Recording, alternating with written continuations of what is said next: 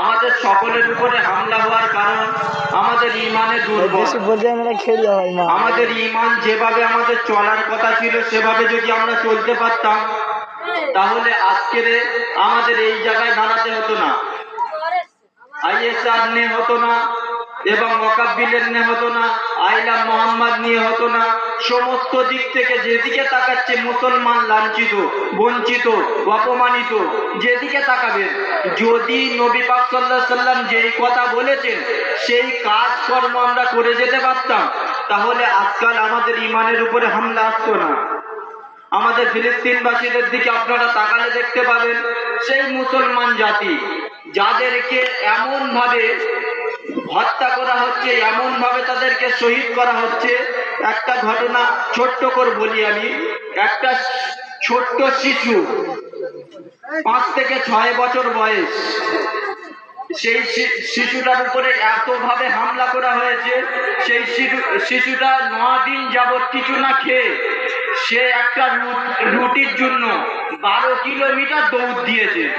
12 kilometre পরে একটা রুটি পেয়েছে।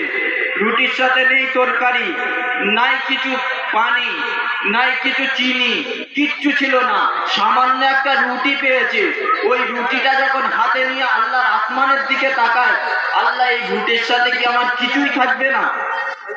যখন তাকাতে থাকলো তখনই একটা বোমা এসে তাকে শহীদ করে দেওয়া হলো। আল্লাহ যেন বলে আসমান থেকে, ওয়াসারিউ ইলা মাগফিরাতিন মির রাব্বিকুম ওয়া জান্নাতিন আরদুহাস সামাওয়াতু ওয়াল আরদ উইদ্দাত লিল মুত্তাকিন।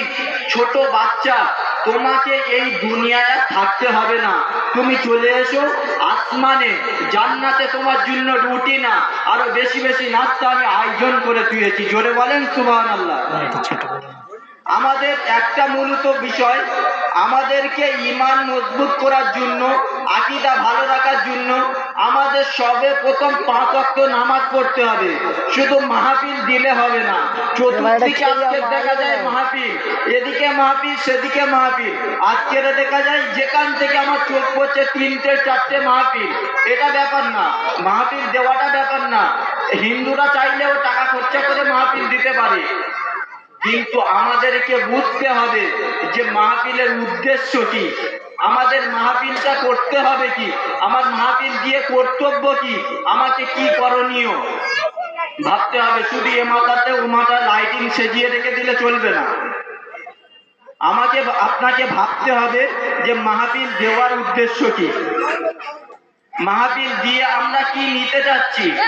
একটা জিনিস দিতে গেলে একটা জিনিস নিতে হয়, যে আমরা এত খরচা করে দিচ্ছি এর মধ্যে কি নিচ্ছি, এটা আমাদেরকে ভাবতে হবে।